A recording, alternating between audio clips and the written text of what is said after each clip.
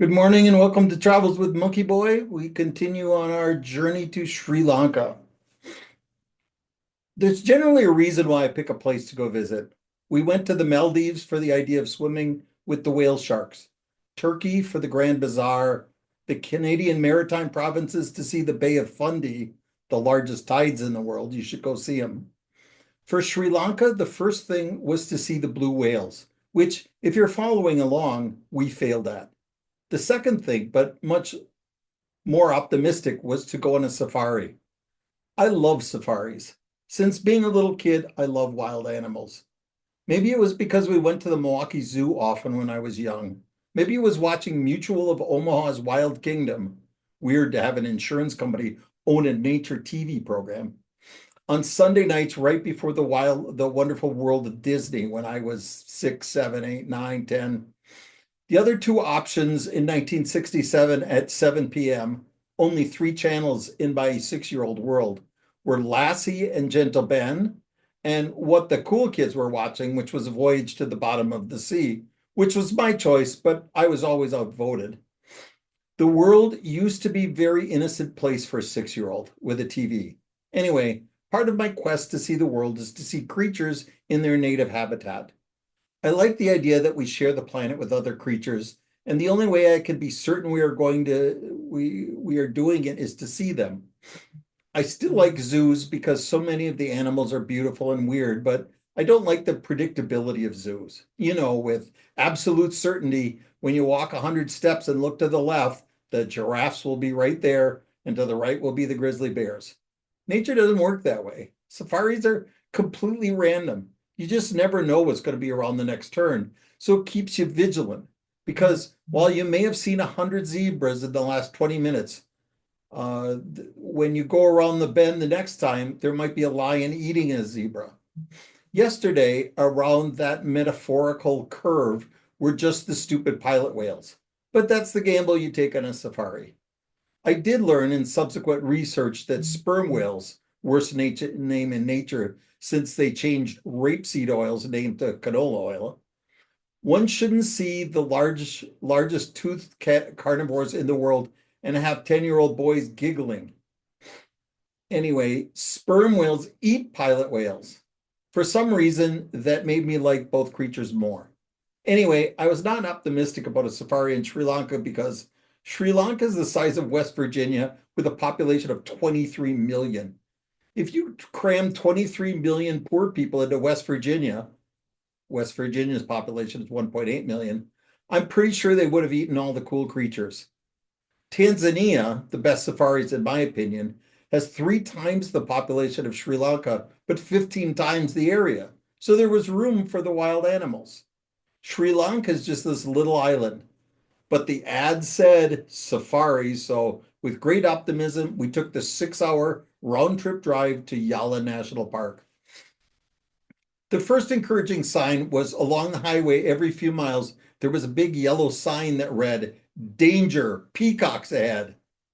Peacocks are native to the area, but apparently the peacocks here are deadly, and even leaving your car could put you in peril from these giant blood-sucking birds.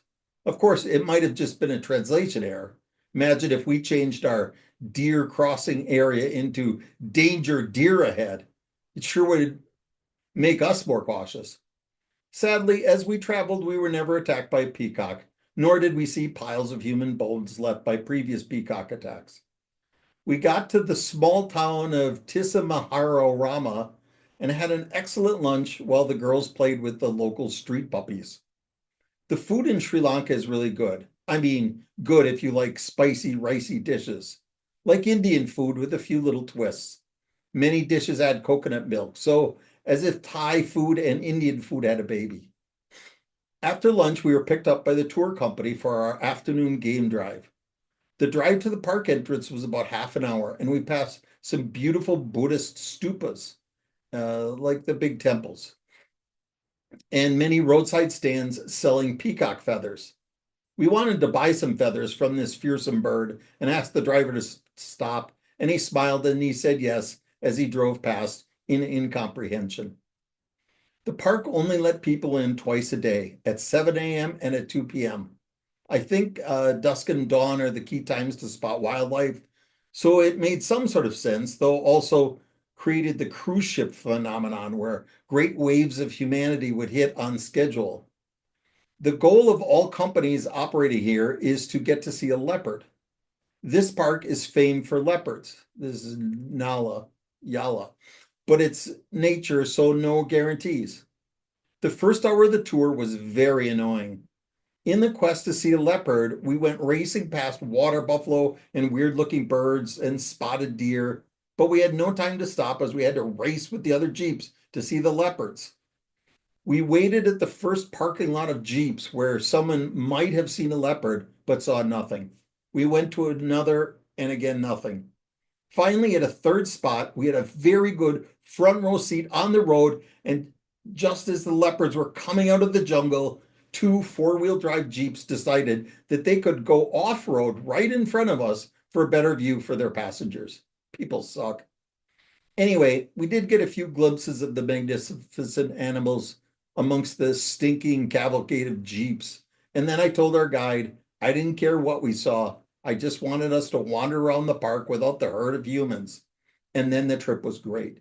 He took us areas to see packs of elephants, monkeys, wild boar, crocodiles, spotted deer, and many colorful birds. In spite of my fears, Sri Lanka hosts a very nice safari. In fact, I would say that it is even worth a trip here just for that, not just the jewels and cinnamon and beaches and great weather. In a perfect ending to the trip, as the sun began setting, turning the sky a deep red, we traveled across an open rice paddy, and thousands of giant fruit bats came flying across the field. There could not have been a better picture for some gothic vampire novel. I wanted to get a picture and asked our Jeep driver to pull over, and he smiled and said yes and drove on incomprehensibly. We got back to our villa very late at night, but it was a good day. So that's pretty much the end of our trip. The last couple of days were spent on the beach, swimming with turtles and exploring the old Gali fort and enjoying the beautiful sunsets. I'll do a little bit of a picture safari for you tomorrow, and that's it for the story today. Let me share with you, first of all, the map. Okay, you're probably sick of this, but again, Sri Lanka is right here, the teardrop of India. The Maldives are over here.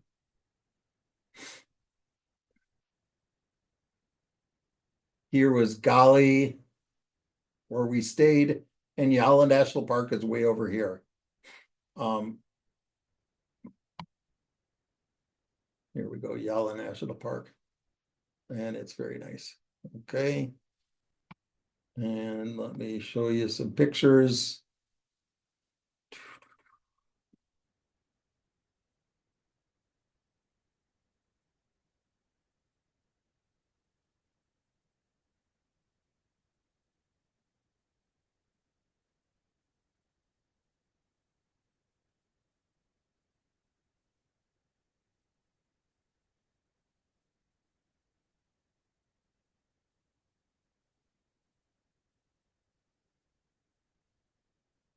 Sorry, I'm not quite ready. Here's the sign, danger peacocks ahead. You thought I was making that up? They weren't as dangerous as the sound suggests, but their call is terrifying. Here's the call of a peacock.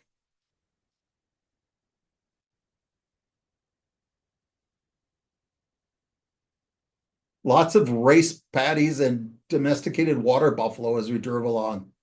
It's a very pretty countryside. Oops.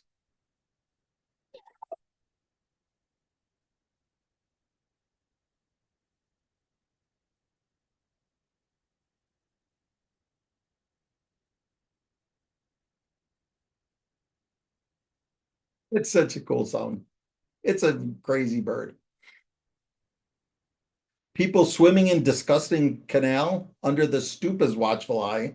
So it is the Buddhist stupa, Hindu temple, uh, Muslim mosque, Christian church. Here's a painted stork that's frog gigging. Lots of wild buffalo in the park. Invest in a good camera if you want to chase wildlife. The camera phones have gotten remarkably better, but we only saw this croc from 100 yards away, but the camera makes it look like we were standing on it. Such a beautiful coat. The head was obscured by the stupid Jeep pushing his way in front of us. Peacocks are like giraffes. You've seen them so often in imagery that we sort of take them for granted. But if you try to wipe out the prejudice of the known, what a crazy, beautiful creature. It's mama and baby elephant. Two baby elephants playing. Great hornbill in a dead tree. The girls felt very sad hearing that the adult male elephant lived their lives alone while the moms and children elephants live in herds. I looked on with envy. I love monkeys. The variety of colors of birds in nature, like fish, is crazy. Kingfisher, I think. A pair of rose-ringed parakeets. A green bee eater, very successful as we saw, no green bees. Wild boars hanging out. Peacocks just showing off now. Sri Lankan hawk eagle, because the bird naming committee couldn't decide. Blue-tailed bee eater. Humans can be beautiful too. There's my family. Spotted deer looking at my human brag and saying, hold my beer. Oh, this is just crazy. Look how beautiful that is. We stumbled upon the elephant graveyard. Even an old decaying elephant skull is pretty. A flock of chestnut-headed bee catchers. Lots of pretty birds chasing bees in Yala. Okay, I didn't take this picture, but this is the national bird of Sri Lanka. It's a chicken. Come on, Sri Lanka. So many amazing birds, and this?